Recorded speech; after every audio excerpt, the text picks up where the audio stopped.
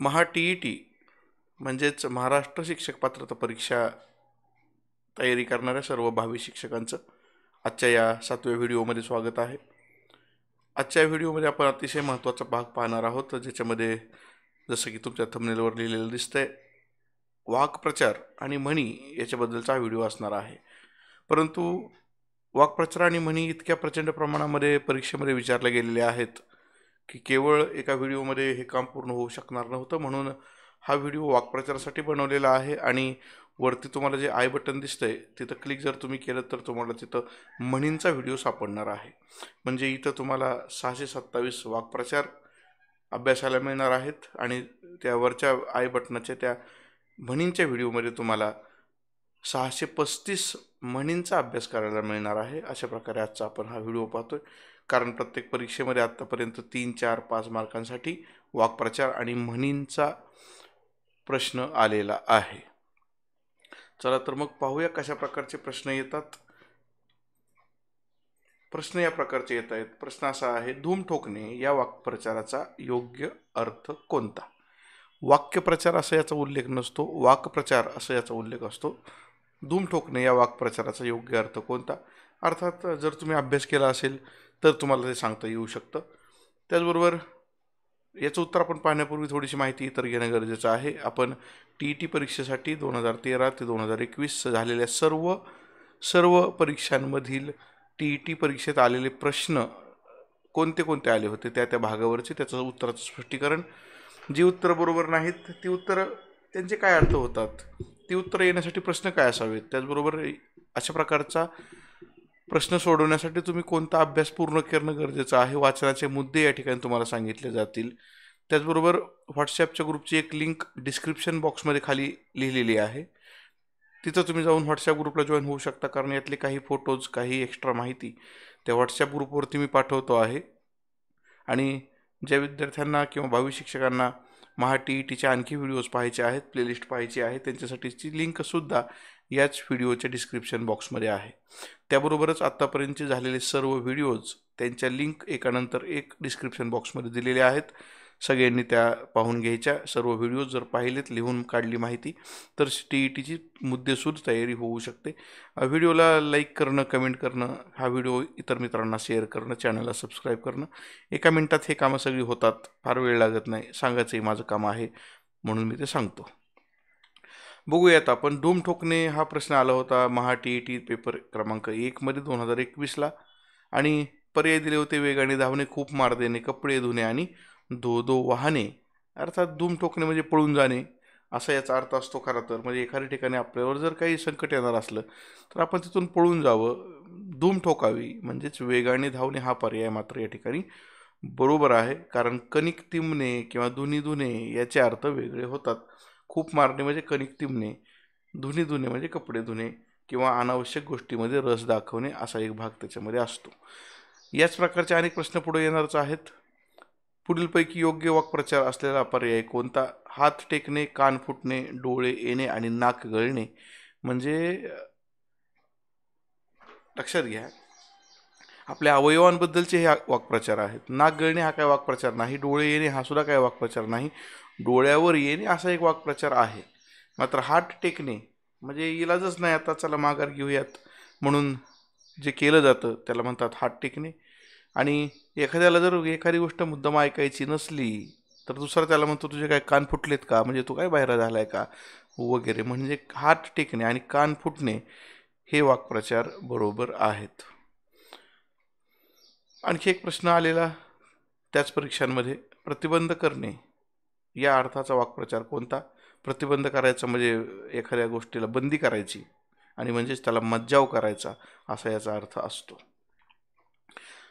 सव्यापसव्य करणे या वाक्प्रचाराचा योग्य अर्थ कोणता? धार्मिक विधी करणे, यातायात करणे, कर्मठ असणे आणि मंत्रतंत्र करणे. तर याचं उत्तर आहे यातायात करणे. यासाठीच एक साधं उदाहरण सांगतो. तुम्हाला जर पुरणपोळी बनवायची असली तर ते पुरण बनवून घ्या, पोळ्या बनवून घ्या, त्याच्याबरोबर कुरडया आल्या, भजी आली, ती आमटी आली, एवढे सगळे सव्यापसव्य करावे लागतात. आणि मग अलीकडच्या पिढीला ते वाटतं एवढं कशाला करत बसायचं, उगीच त्रास, हां, म्हणजे इथं कुठंतरी आपल्याला तो शब्द सापडतो की एक गोष्ट करण्यासाठी त्याच्या पाठीमागं अनेक गोष्टी पूर्ण करून घ्याव्या लागतात. त्याला म्हणायचं सव्यापसव्य करणे. वाऱ्यावर सोडणे अर्थात थोडेसे हे जे फोटो आहेत ते एवढे क्लिअर काही ठिकाणी नसतील, काही ठिकाणी क्लिअर असतील. टेन्शन घ्यायचं नाही. आपल्याला महत्त्वाचं काय आहे की वाक्प्रचार समजले पाहिजेत. या व्हिडिओमध्ये, पुढच्या व्हिडिओमध्ये म्हणी समजल्या पाहिजेत. जर तुम्ही 627 वाक्प्रचारांचा अभ्यास करून गेलात आणि 635 म्हणींचा अभ्यास करून गेलात, उद्या कुठलाच प्रश्न 4-5 मार्क तुमचे या 2 व्हिडिओतून 100% फिक्स होणार आहेत आणि 90 मार्कांच्या पुढं तुम्हाला पोहोचवायचे. आपलं हे टार्गेट आहे, म्हणून आपलं हे सगळं चाललेलं आहे काम. ठीक आहे, वाऱ्यावर सोडणे म्हणजे सोडून देणे, त्याग करणे असा त्याचा अर्थ होतो. म्हणून पर्याय क्रमांक 1 बरोबर आहे. आत्तापर्यंत मी पेन वापरायला सुरुवात केलेली नव्हती. अर्थात माझ्याकडे जो पेन टॅबलेट आहे त्याचा उपयोग करून मी बऱ्यापैकी इथं तुम्हाला काही गोष्टी लिहून दाखवत असतो. कारण काय होतं की अधूनमधून काही गोष्टी लिहिलं म्हणजे विद्यार्थी तिकडे लक्ष देतो थोडंसं. वाऱ्यावर सोडणे म्हणजे पतंग सोडणे नाही. एखाद्या व्यक्तीला आपण विचारच करत नाही, ह्याच्यावर त्याला काय करायचं ते करू दे, त्याला म्हणतात वाऱ्यावर सोडणे.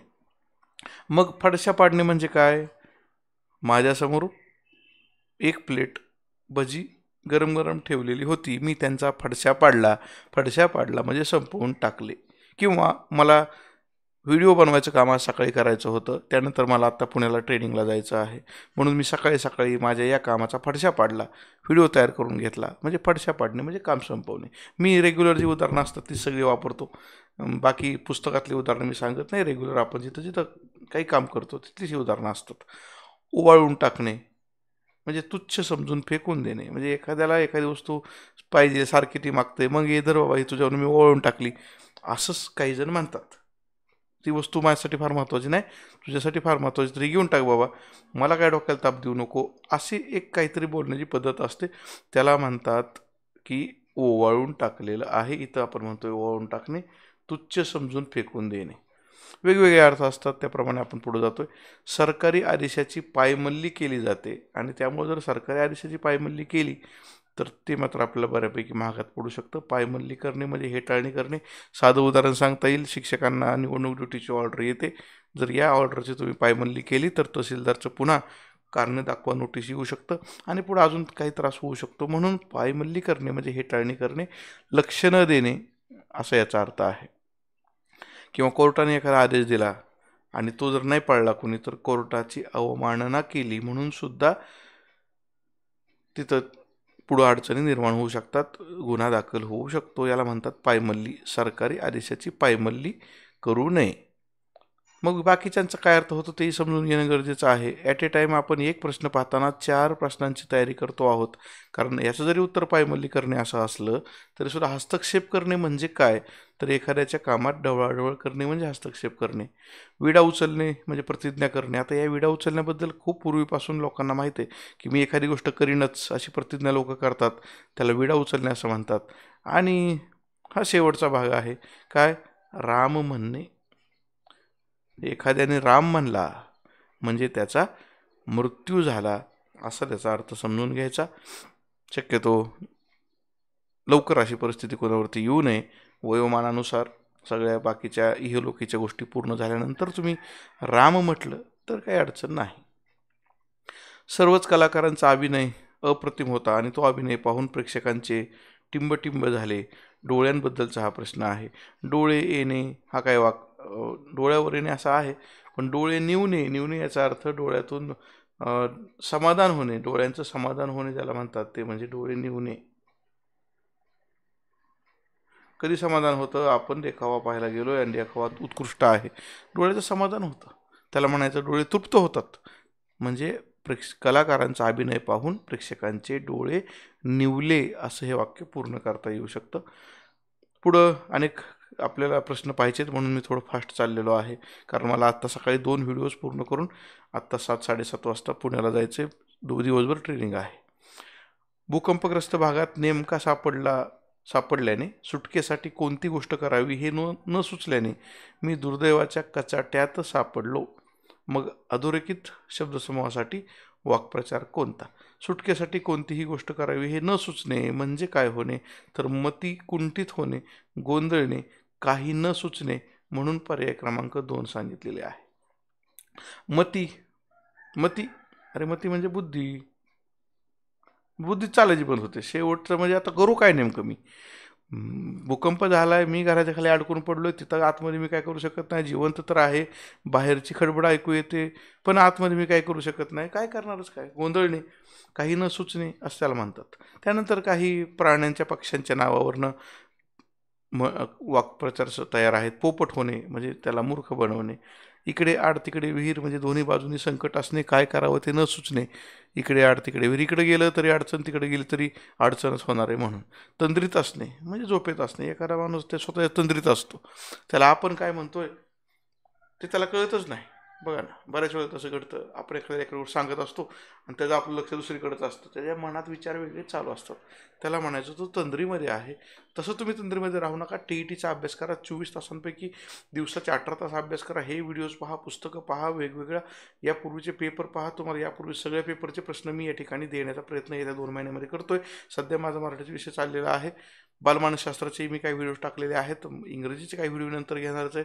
विज्ञान हा तर माझा आवडीचा विषय, गणित हा विषय मी शिकवतोच, त्यामुळे विज्ञान गणित तर मी घेणारच आहे. त्याशिवाय 8वीपर्यंतच्या विद्यार्थ्यांसाठी समाजशास्त्रात NMMS घेणं परीक्षेसाठी मला गरजेचं पडतं, मी ते सुद्धा घेतोच. त्यामुळे बहुतांश विषय हे आपले या ठिकाणी कव्हर होणार आहेत, काळजीचं कारण नाही. परंतु चॅनलला सबस्क्राईब केलं नसेल तर करून घ्या. इतर मित्रांना व्हिडिओज पाठवा, जेवढे व्हिडिओज पाहिले जातील तेवढे तुमच्याकडे त्याचे नोटिफिकेशन लवकर पोहोचतील. पोपट होणे म्हणजे एखाद्याला मूर्ख बनवणे. त्यानंतर पुढचा प्रश्न, लांबलचक कंटाळवाणी भाषण या अर्थाचा वाक्प्रचार ओळखा. आता एखादी गोष्ट खूप वेळ चालते, पुढं तर बोर चाललंय, इकडं प्रेक्षक जांभळ्या मारतायत, त्याला म्हणायचं एरंडाचे गुऱ्हाळ म्हणजे लांबलचक कंटाळवाणी भाषण. कारण त्यातनं काही निष्पन्न होणार नाही. एरंड आपण किती जरी त्या गाण्यामध्ये फिरवलं तर काही त्याचं काही तेल निघणार आहे का, असं असतं ते. म्हणजे काही त्याला समजच नाही असं भाषण, त्याला म्हणायचं एरंडाचे गुऱ्हाळ. मग उंबराचं फूल म्हणजे काय? दुर्मिळ व्यक्ती. कारण उंबराचं फूल हे फारसं उगवलेलं कोणी पाहिलेलं नसतं आणि त्यामुळं दुर्मिळ गोष्ट किंवा दुर्मिळ वस्तू याला आपण उंबराचे फूल असं म्हणतो. थंडा फराळ म्हणजे काहीच नाही खायला, मग गप बसणार ना, उपाशी राहणं म्हणजे थंडा फराळ. आणि अकलेचा कांदा असणे म्हणजे काहीच अक्कल नसणे, अकलेचा खंदक असंही त्या ठिकाणी एक नाव वापरलेलं आहे. असू द्या, अकलेचा म्हणलं की लक्षात ठेवायचं की त्या माणसाला अजिबात अक्कल नाही. म्हणजे हे सगळे बोलीभाषेबद्दले वाक्प्रचार असतात. ॲक्च्युली वाक्प्रचार आणि म्हणी याच्यामध्ये अशी थोडी तुटक तुरळक रेषा आहे, पुसटशी रेषा आहे. त्यामुळं हे दोन्ही व्हिडिओज मी एकाच दिवशी एका पाठीमागे एक पाठवतो आहे. बँकेतील हिशोबात गडबड झाल्याचे मॅनेजरला कळल्याने तेथील कारकुनाने टिंबटिंब केले. काय करेल मग तो? काय करेल? पळून जाईल ना. आणि पळून जाणे म्हणजे काय? तोंड काळे करणे, निघून जाणे. त्याने बँकेत काहीतरी कार्यक्रम केलेला आहे, घोटाळा केलेला आहे, म्हणजे त्याला पळून जाण्याशिवाय पर्यायच नाही. म्हणून आपण म्हणतोय की तोंड काळे करणे, तोंड काळे करणे हाच यापुढे मार्ग राहिलेला आहे. मग हे बाकीच्यांचा काय अर्थ होतो बरं? तोंडघशी पडणे म्हणजे फजिती होणे. एखादी गोष्ट तुम्हाला जमत नाही, बघा तुम्हाला पोहता येत नाही, तुम्ही त्या पाण्यात उतरला आणि पलीकडे निघालाय, तोंड कशी पडाल ना, त्यालाच म्हणतात फजिती होणे. किंवा एखादं काम तुमच्या आवाक्या बाहेरचं आहे, तुम्ही तर फुशारकी मारताय, मी ते करतो करायला घेतलं, नाही जमलं, त्याला म्हणायचं तोंड कशी पडणे. त्यानंतर तोंडचे पाणी पळणे म्हणजे खूप घाबरून जाणे, हाही एक वाक्प्रचार वापरला जातो. प्रश्नांच्या उत्तरांमध्ये सुद्धा, स्पष्टीकरणामध्ये आपल्याला अनेक वाक्प्रचारांचा उपयोग करता येईल. हळद लागणे म्हणजे लग्न होणे, हा महत्त्वाचा विषय आहे की आता. कारण कसं आहे की हळद कधी लागेल याच्या चिंतेमध्ये अनेक लोक असतात. कारण त्या तारक मेहता का उलटा चष्मा जर तुम्ही मालिका बघत असाल तर त्याच्यामध्ये पोपट म्हणून एक पात्र आहे, पत्रकार पोपटलाल. त्याचंही लग्न त्या मालिकेमध्ये त्यांनी दाखवलेलं नाही. त्याच्यावरनं काही एपिसोड त्यांनी बनवले. खूप विनोदी अशा प्रकारची ती समाज प्रबोधन करणारी मालिका आहे. अशा चांगल्या गोष्टी नेहमी बघत चला, काही अडचण नाही. आणि त्याचबरोबर यूट्यूबवरती आपले जे व्हिडिओज आहेत ते सुद्धा समाज प्रबोधन करणारे आहेत, विद्यार्थ्यांच्या फायद्याचे आहेत, शिक्षकांच्या फायद्याचे आहेत. ते सुद्धा इतरांना दाखवा, ते सुद्धा तुमचं समाज उपयोगी कार्य असू शकतं. 2चे 4 हात होणे म्हणजे लग्न होणे, चतुर्भुज होणे म्हणजे लग्न होणे. आणि लग्न होण्यासाठी महत्त्वाची गोष्ट लग्नाच्या अगोदरचा जो कार्यक्रम आहे त्याला म्हणतात हळद लागणे. 2चे 4 हात होणे. बभरा करणे म्हणजे बोबाटा करणे, हा आणखी एक वाक्प्रचार तुम्हाला माहीत झाला. मनात मांडे खाणे म्हणजे मनोराज्य करणे. आता TETची परीक्षा होईल, मग मी त्यातनं पास होणार आहे, मग सरकारी भरती निघेल पवित्र पोर्टलमधून, मग मी शिक्षक होणार आहे. मनाचे मांडे खाणे आत्ता तुम्ही म्हणताय, पण हे ठीक आहे ना, तुम्ही अभ्यास जर केला तर हे सगळं शक्य होईल. आता तुम्ही हे मनोराज्य करताय, त्याला म्हणतात मनाचे मांडे खाणे. पण नुसतं मांडे खाऊन जमत नाही, त्यासाठी कष्ट करावे लागतील, अभ्यास करावा लागेल. कष्ट म्हणजे काही घाम गाळायचे नाहीत. तुम्हाला जी काही अभ्यासक्रमाचा भाग आहे तो पुन्हा पुन्हा वाचून रिपिटेशन करून तयारी करावी लागणार आहे. हायसे वाटणे म्हणजे समाधान वाटणे. खूप उन्हातून चालत असताना एक झाड दिसलं, झाडाखाली आम्ही बसलो आणि आम्हाला हायसं वाटलं म्हणजे समाधान वाटलं. किंवा खूप तहान लागली होती, कुठं पाणी सापडत नव्हतं, प्रवासामध्ये एका ठिकाणी थंड पाणी प्यायला मिळालं, मनाला हायसं वाटलं. म्हणजे बघा, अगदी साध्या आपल्या रोजच्या वागणुकीतून आपल्याला हे सगळे वाक्प्रचार आपण वापरत असतो. फक्त काही वाक्प्रचारांचा आपल्याला नेमका अर्थ माहीत नसतो, नेमकं उदाहरण माहीत नसतं. मी ऑलरेडी अनेक परीक्षांमध्ये यशस्वी झालेलो असल्यामुळे मला हे सगळे वाक्प्रचार म्हणजे अगदी आम्हाला 4थीच्या शिक्षकांनी त्यावेळेला सगळे वाक्प्रचार पाठ करून घेतले होते. 7वी स्कॉलरशिपला पाठ करून घेतले होते. आणि अलीकडच्या काळामध्ये NMMS असेल, स्कॉलरशिप असेल, NTS असेल, MTS असेल, MTSC असेल, या शाळातल्या परीक्षांमध्ये पण आम्ही असतोच. त्यामुळे मार्गदर्शक म्हणून सगळ्या विषयांसाठी प्रयत्न करावा लागतो. त्याचाच हा एक भाग म्हणून वाक्प्रचार म्हणी याच्याबद्दलचे व्हिडिओज मी तुम्हाला आता देतोय. बघूयात पुढं आणखी. समाधान वाटणं, हायसं वाटणं हा एक भाग झाला. त्यानंतर चालत्या गाड्याला खीळ घालणे म्हणजे नेमकं काय, तर चालता गाडा म्हणजे चांगली गोष्ट चाललेली ना, त्याच्यात कुठंतरी उगीच वाटोळं करायचं, त्याला म्हणायचं चालत्या गाडीला खीळ घालणे. म्हणजे चांगल्या चाललेल्या गोष्टीमध्ये विघ्न आणणे. विघ्न आणणे म्हणजे काय आणणे, संकट आणणे. आपल्याला ज्या गोष्टीतलं कळत नाही ना, त्या गोष्टीतले बोलू नये. कारण एखादी गोष्ट चांगली चाललेली असते, कुणीतरी मध्येच येतं, त्यात काहीतरी सांगतं, सगळा सत्यानाश होतो. त्याला म्हणतात चालत्या गाड्याला खीळ घातली.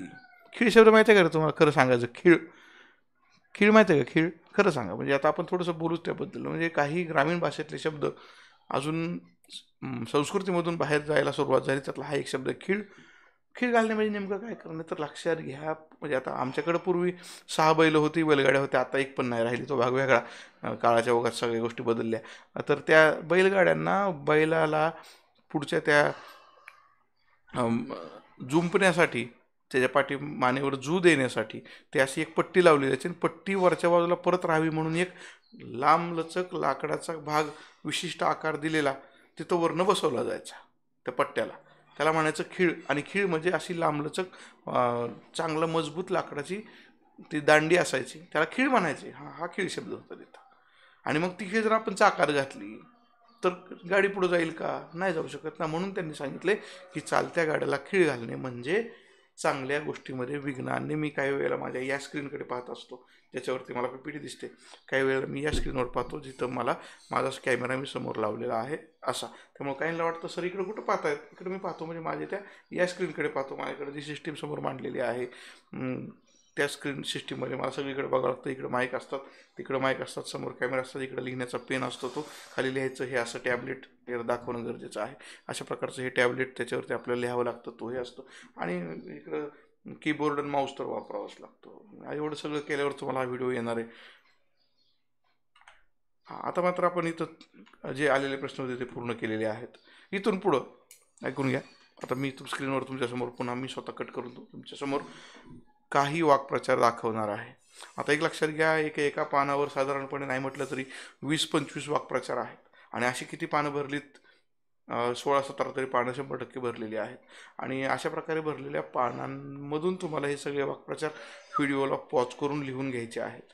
मी अजून तुम्हाला ते दाखवलेले नाहीत. इथून पुढं मी प्रत्येक पान किंवा प्रत्येक क्लिप काही सेकंद, 30 सेकंद ठेवणार आहे आणि पुढं जाणार आहे. फार काय मी तिथं बोलणार नाही. तुम्ही ज्या वेळेला हा व्हिडिओ पाहता आहात त्यावेळी इथं थांबायचं.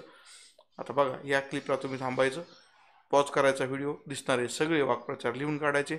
ज्यांचे अर्थ तुम्हाला माहीत नाहीत ते वाक्प्रचार कमेंटमध्ये टाका. ते सेपरेट वाक्प्रचार मी एकदा वेगळ्या व्हिडिओमध्ये तुम्हाला उदाहरणासहित समजून सांगेल. काळजी करायचं काही कारण नाही. चला पुढं. आपल्याला आता या एका क्लिपमध्ये मी काय केलं आहे की एकच पान दिलेलं आहे. दुसऱ्या क्लिपपासून पुढं मी 2-2 पानं टाकलीत, कारण त्याच्यामुळे क्लिपची संख्या फार वाढत होती, म्हणून तसं झालं. मनाने घेणे म्हणजे पक्का निश्चय करणे. तुम्ही मनाने घेतलंय बघा, TETला पास होणारच, त्याला म्हणायचं मनाने घेणे. आता बाकी सगळ्या प्रत्येकाची जर माहिती मी सांगत बसलो तर कमीत कमी 2-3 तास या व्हिडिओला जातील. ज्यांना गरज आहे त्यांनी नंतर मला कमेंट बॉक्समध्ये किंवा मोबाईलवरती माझ्या पाठवलं तरी मी ते तुम्हाला समजावून सांगू शकतो. ओके, चला पुढे जाऊया. आता सगळे जे काही वाक्प्रचार आहेत ते तुम्ही बघायचे आहेत. मी अधूनमधून एखादा वाक्प्रचार जो मला समोर दिसेल तो वाचून दाखवणार आहे. आड किंवा विहीर जवळ करणे म्हणजे आत्महत्या करणे असं लिहिलेलं आहे इथं. अर्थात हे कुणी करणं गरजेचं नाही, निव्वळ भ्याडपणाचं लक्षण आहे. हे करू नये माणसाने, आत्महत्या करायची नाही. कारण काही जरी झालं तरी माणूस राहायला पाहिजे आणि त्याने पुढं प्रयत्न केल्यानंतर त्याला यश मिळणारच आहे. ओनामा करणे म्हणजे सुरुवात करणे. काही गोष्टी मी फक्त मधून वाचून दाखवतो. आयुष्याची दोरी तुटणे म्हणजे मृत्यू येणे यासारखे काही वाक्प्रचार या ठिकाणी आहेत. घोंगडे झटकणे म्हणजे जबाबदारी टाळणे, मला जमणार नाही म्हणणे, अशी बरीच लोक असतात. प्रत्येक ठिकाणी म्हणणार नाही मला जमायचं नाही, ते दुसऱ्याला सांगा. मला जमायचं नाही मग ते दुसऱ्याला सांगा. अरे पण तू करतो काय मग नेमका? तुला हे जमत नाही, तुला ते जमत नाही. पुढचे अजून काही वाक्प्रचार दिलेले आहेत. गची बाधा होणे म्हणजे गर्व होणे. फक्त मी एक एकच वाचून दाखवतोय. अवतार आटोपणे म्हणजे मरण पावणे. बघा मरण पावण्याला कितीतरी वाक्प्रचार आहेत. राम म्हणणे, मरण पावणे, आयुष्याची दोरी तुटणे, इहलोक सोडून परलोकी जाणे, बरेच आहेत. आगीत तेल ओतणे म्हणजे भांडणाला प्रोत्साहन देणे. डोळ्यात अंजन घालणे म्हणजे चूक लक्षात आणून देणे. या प्रकारचे काही वाक्प्रचार आहेत. सगळे जर मी वाचत बसलो खूप जाईल वेळ, त्यामुळे मी काय आता वाचत बसत नाही. अटके पार झेंडा लावणे म्हणजे खूप पराक्रम गाजवणे. अटक हे जे शहर आहे ते आत्ताच्या त्या पेशावरच्या पलीकडं अटक असं ते शहर आहे. तिथपर्यंत मराठ्यांनी विजय मिळवलेला होता म्हणून हा शब्द आला होता. अटके पार झेंडा लावणे. अफगाणिस्तानची बाउंड्री आहे की नाही आत्ता पाकिस्तान अफगाणिस्तानची, तिथंही पार हे खैबर खिंडीच्या पलीकडं. इतिहास सुद्धा थोडंसं आपल्याला माहिती असणं गरजेचं आहे. लोकेशन्स, भूगोल माहीत असणं गरजेचं आहे. हे सगळं माहिती असेल तर मग हे शब्द कळतात. अटक म्हणजे अटके पार झेंडा लावणे हा कुठनं आला शब्द. तोंडसुख घेणे म्हणजे एखाद्याला खूप बोलणे, मनाला वाटेल तसं बोलणे, आदवा तद्वा बोलणे असं म्हटलं जातं. आता आहेत किती तर मी तुम्हाला सांगितले 627 वाक्प्रचार आहेत. ते सगळे मी तुमच्यासमोर मांडतोय. सगळे बघणं, सगळे लिहून घेणं, प्रत्येक ठिकाणी थोडं थांबणं, बघून घेणं. एखादं जर क्लिप समजत नसली, दिसत नसली तर झूम करून बघणं. त्याशिवाय हेच फोटोज मी इकडं व्हॉट्सॲपच्या ग्रुपला पाठवतो आहे. त्या ग्रुपलासुद्धा जाऊन तुम्ही ते फोटोज पाहणं. लवकर जर जॉईन झाला तर हे फोटो मी पाठवण्यापूर्वी तुम्हाला ते, तुम्ही जॉईन झालेला असला तर तुम्हाला ते मिळतील. आणि आता मी फोटो पाठवून द्यायचो मग तुम्ही जॉईन व्हायचा म्हणायचा फोटो कशा आले नाहीत अजून. तसं नको व्हायला. 100 वर्ष भरणं म्हणजे विनाशाची परिस्थिती जवळ येणं. कुंकू पुसणं म्हणजे विधवा होणं. अशा प्रकारचे हे शब्द आहेत. दात पाडणे म्हणजे पराभव करणे. बत्तीशी दाखवणे म्हणजे विनाकारण हसणे. मूग गिळणे म्हणजे गप्प बसणे. रामायण लावणे म्हणजे सलगपणे निरर्थक बोलणे. असे काही वाक्प्रचार बोलीभाषेमध्ये असतात. खसखस पिकणे म्हणजे हसू येणे. म्हणजे एखादा भाषण करतोय व्यक्ती, त्याने एखादा विनोद केला तर सगळे लोक हसतात, त्याला म्हणतात खसखस पिकली. शिरसालामत बाहेर पडणे म्हणजे संकटातून बाहेर येणे. यमसदनाला पाठवणे म्हणजे ठार मारणे. बघा ना, 14वे रत्न दाखवणे म्हणजे सुद्धा खूप मार देणे. डोळे पांढरे होणे म्हणजे खूप घाबरणे. डोळे उघडणे म्हणजे अनुभवाने शहाणे होणे. डोळ्यावर येणे म्हणजे मत्सर वाटणे. बघा डोळ्याचेच इथं मला 3च्या 3 सापडले. अजूनही काही डोळे उघडणे, डोळे पांढरे होणे, डोळ्यात खुपणे, डोळ्यात तेल घालणे, डोळ्यात अंजन घालणे, कितीतरी डोळे पांढरे होणे. डोळ्याबद्दल कितीतरी वाक्प्रचार आहेत. घोडे पुढे ढकलणे म्हणजे स्वतःचा फायदा पाहणे. अर्थात काही क्लिप्स थोडा वेळ ठेवणं गरजेचं आहे. तुम्हाला ते पॉज करता आले पाहिजेत आणि पॉज करून लिहून काढता आले पाहिजेत, म्हणून हे सगळं चाललेलं आहे. साईड बाय साईडमधून सांगणं गरजेचं आहे. व्हिडिओला खरंच लाईक करा. इतर विद्यार्थ्यांनाही हा व्हिडिओ पाठवून द्या. चॅनलला सबस्क्राईब करा. त्यानंतर अजून जे जे काही गोष्टी आवश्यक आहेत त्या चालू ठेवा. पोटावर पाय देणे म्हणजे नोकरी व्यवसाय करायचा बंद करणे.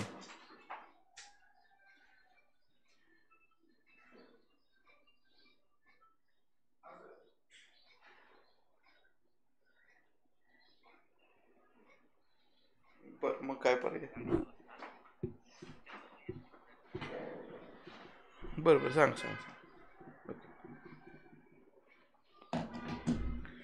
हा ठीक आहे. म्हणजे अशा प्रकारे स्वतःवरून स्वर्ग गाठणे म्हणजे थोड्याशा माहितीवरून मला फार माहिती आहे आणि मी एंडला पोचू शकतो असा त्याचा अर्थ तो आहे. तोही या ठिकाणी घेतलेला थोड्याशा माहितीवरून संपूर्ण गोष्टी स्वरूप समजणे.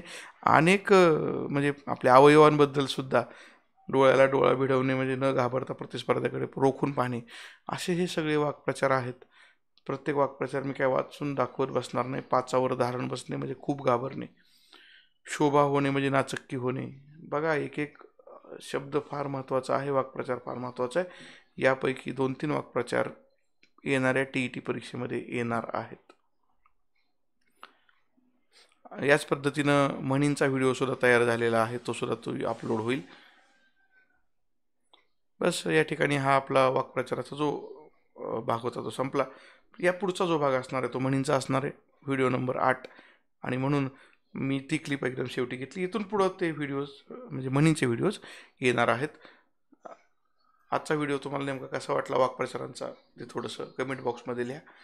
बाकी म्हणींचा व्हिडिओ पण मी लगेच तयार करतो आहे, तोही पाठवणारच आहे, तोही पहा. आणि तुमच्या आत्ताच्या स्क्रीनवरती समोर दोन्ही बाजूंना 2 व्हिडिओज अजून दाखवलेले आहेत सजेशन म्हणून, ते सुद्धा तुम्ही पाहिलं तर बरं होईल. TET परीक्षेचा अभ्यास चालू ठेवा. तुम्हाला शुभयश चिंतितो. धन्यवाद.